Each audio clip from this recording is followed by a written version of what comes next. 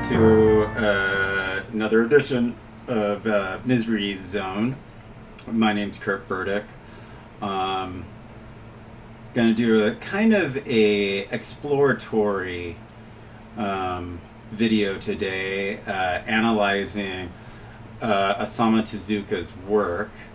I recently did a video of Atsushi Kaneko's Search and Destroy, and it is, again, a very, very beautiful book. So I really do highly recommend this book. Has a lot of really great qualities in it.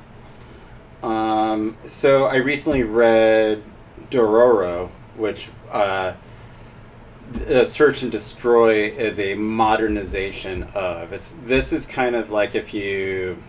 it's a little bit like Ghost in the Shell, but it's more of if you combined Metropolis or Astro Boy with Dororo and made it really mod and stylish.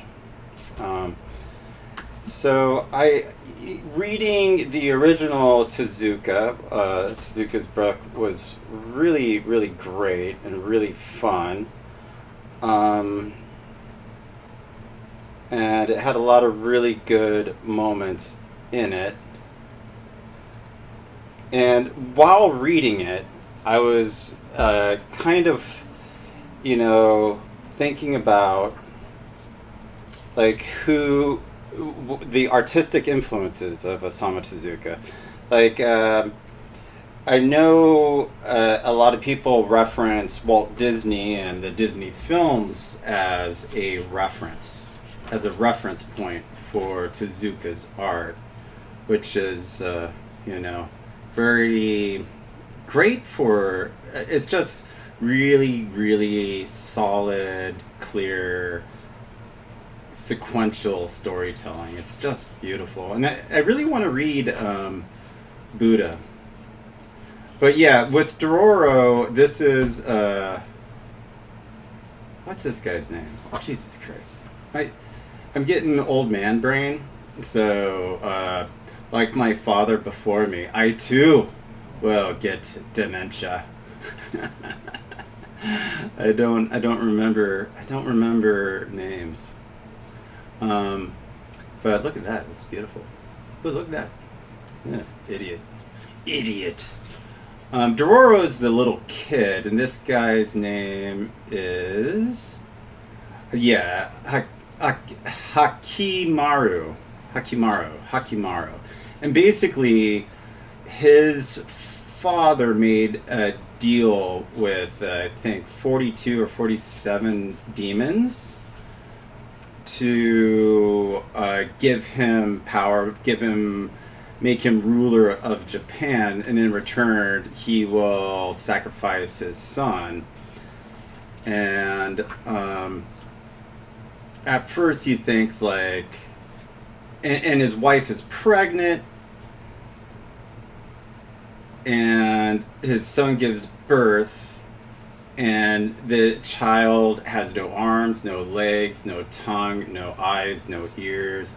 So he's like, oh, the demons kept their promise. I soon will become, ruler of this great land, Nippon.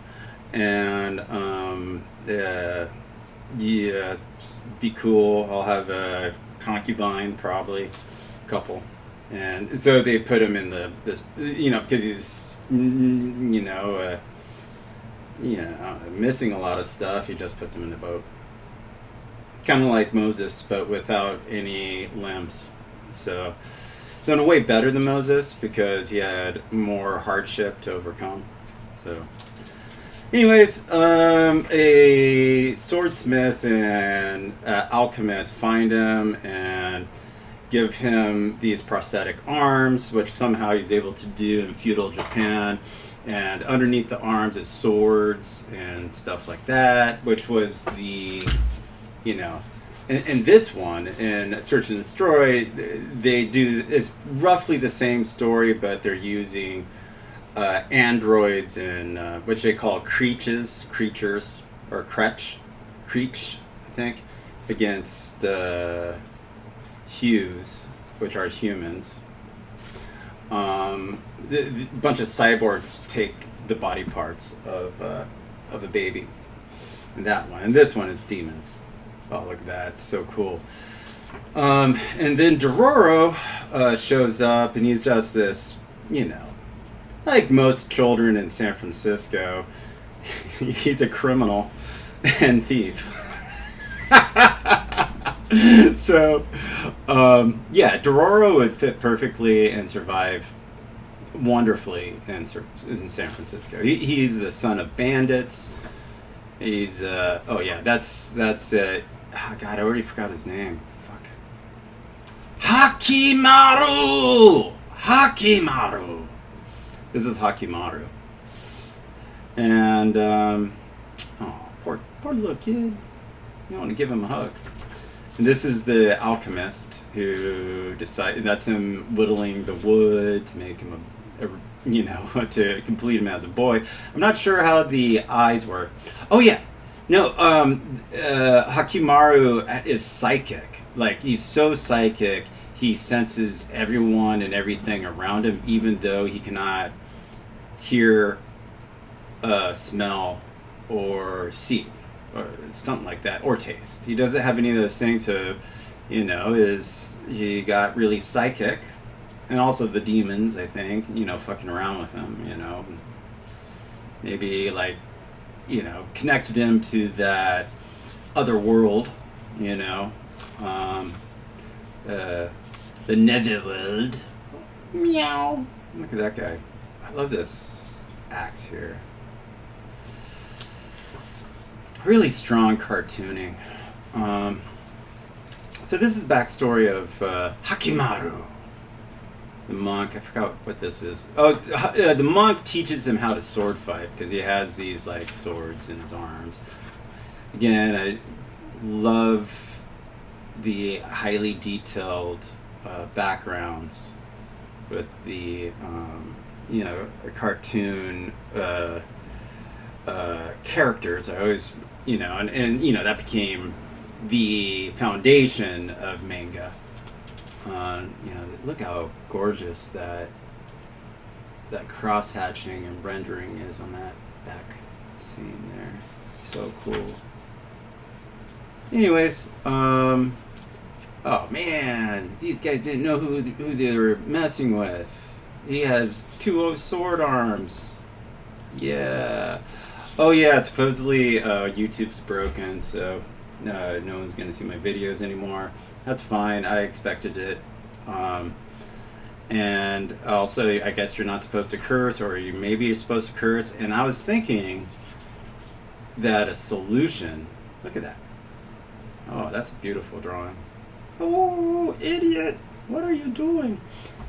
Yeah. Yeah. Oh, this is a demon. This is another demon. Oh yeah, and every time Hakimaru kills one of the demons, sometimes a piece, it's a demon that stole a piece of his flesh to, you know, get the sensation of what it's like to be a human. Like, someone will have a tongue, and then they'll be able to taste things just like humans, because I guess demons can't. He'll regrow those limbs back. So, like, if this one had the tongue, oh, I got a tongue now. Now, how he's communicating with these guys with the tongue, I think he's just psychically communicating with them. They, you know, people just don't realize because he's like lip syncing. So, in a way, Hakimaru is the most anime character of all time, because in person, the character is lip syncing its voiceover. But then again, anime doesn't lip sync, they just move their mouths. They don't, most of the time, anime just has the mouth open and closed. It doesn't really lip sync. So, whatever. Honestly, my favorite part of this story was when they went into Dororo's backstory and how he came from a family of bandits and the struggles that they went through It's a very compelling and powerful sequence, um, and with a lot of really good cartooning and action and movement. Look at that, all in his legs. Oh, jeez. And then, yeah, his dad was and his mom were the head of this bandit clan, and they get his second in command cheat him, and hilarity ensues. But it's real interesting. It deals with where they started off as like these leaders who got the majority of the riches from this bandit clan, and then when the father gets injured and they get toppled from that position, it deals with them dealing with the poverty and the difficulty of feudal Japan. And that's something that I think's really powerful in this story. I think that's really good. But anyways, oh yeah, this is a great sequence here. So he gets stabbed, and this guy's so cowardly, and he just walks into him and pushes that spear into him, not give him any food or help. Oh no! I'm sorry. Let's see. I guess I'll read this. Give these rice cakes to that poor child. Yes, ma'am. Don't. Charity from the lady. Eat. Whoa! Rice cake. No, Dororo.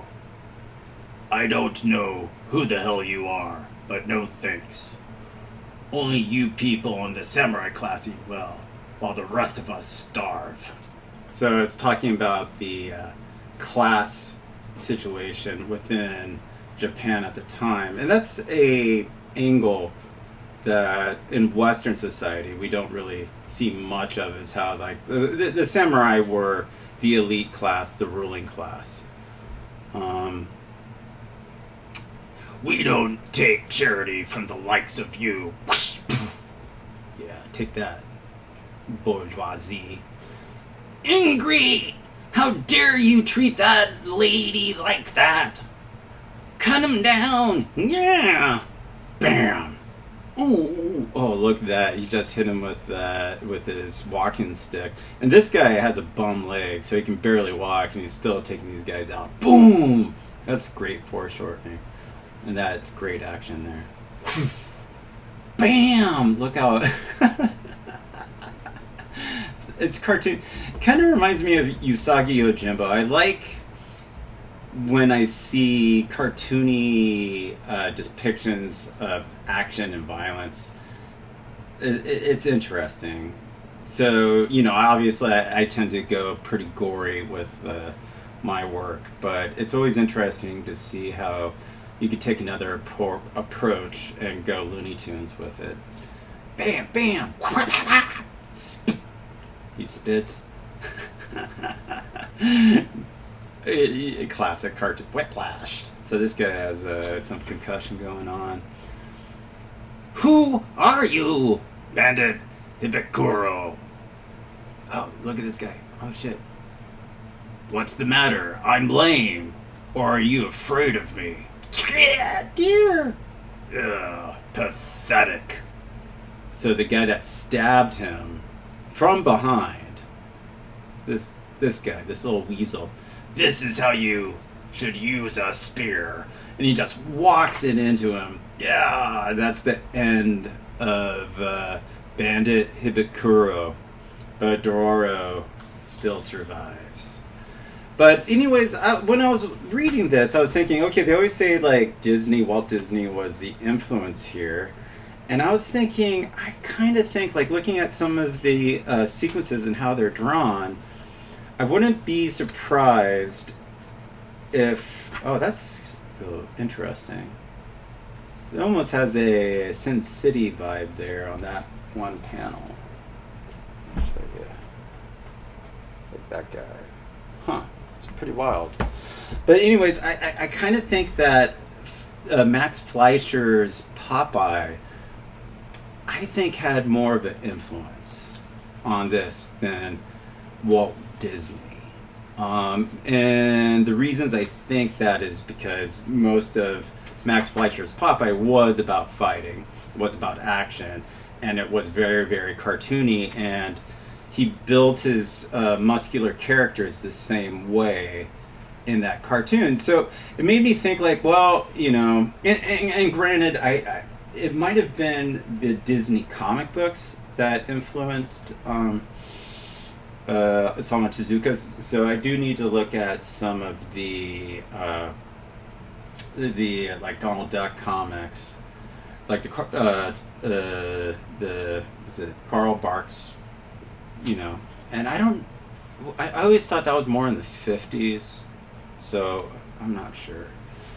But so it might have been the comic books, some of the comic book work that influenced Tezuka more so than the cartoons of Disney.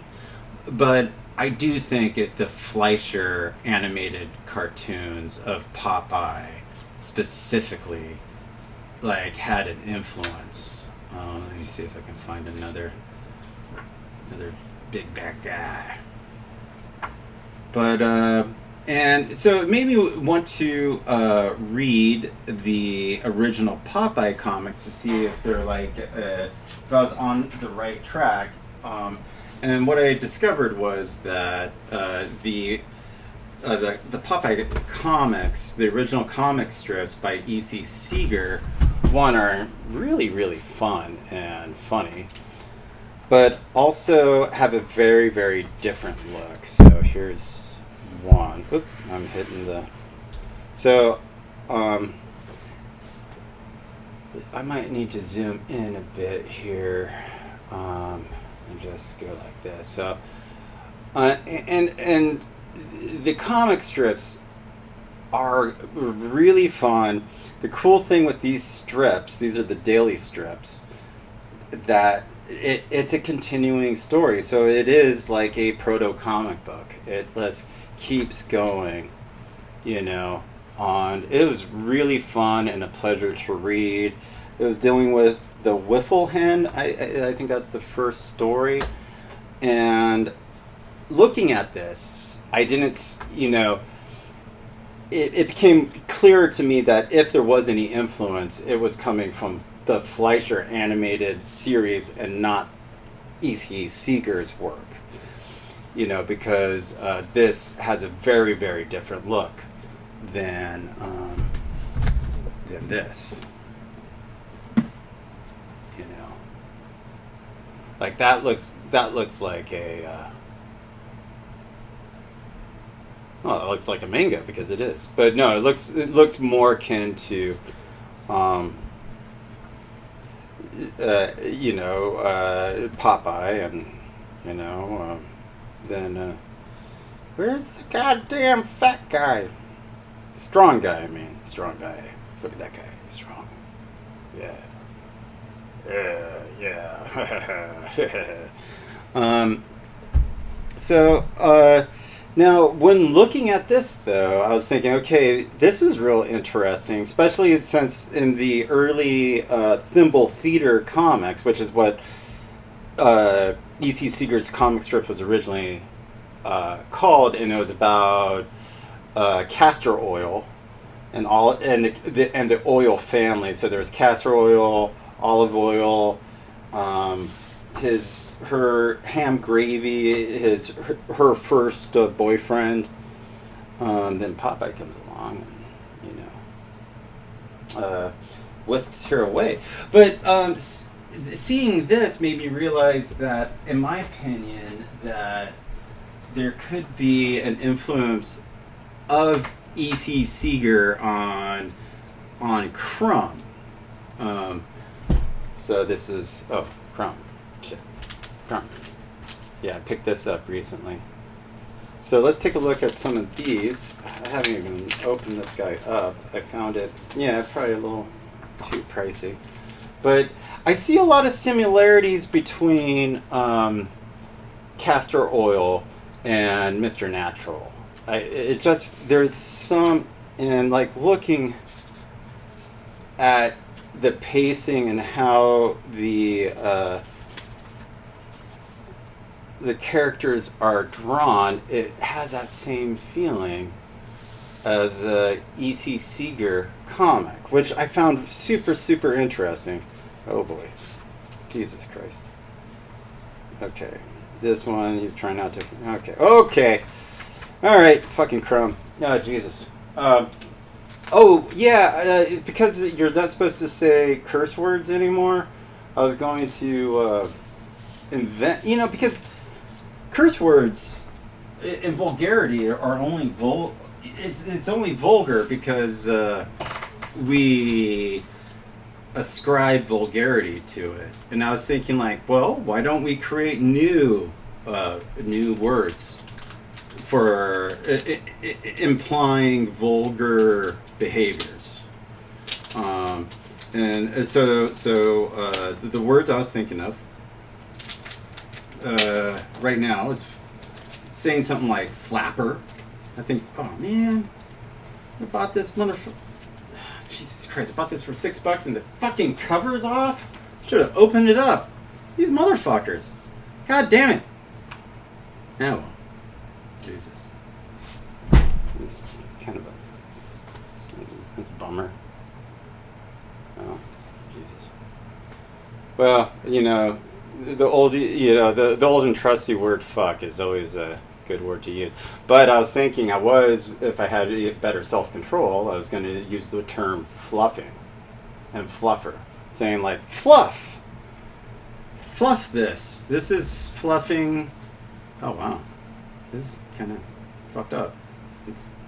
Here's the big ass comic. Yeah. Look at that. Look at this stuff. This will be fun. Oh god. Jesus Christ. Okay. Yeah. But so anyways, those were my oh jeez. Okay. Alright. Jesus Christ. Okay. I guess you're using AI, so I'm probably fucked. I mean fluffed. I'm fluffed. I guess the other one I was thinking of dog licking. I'll say like, I don't know what manner I'll use the term dog licking. But I was saying, you dog licking flapper. Yeah, that was one of the insults I was thinking, and I'm not entirely sure what it means. So that's the show.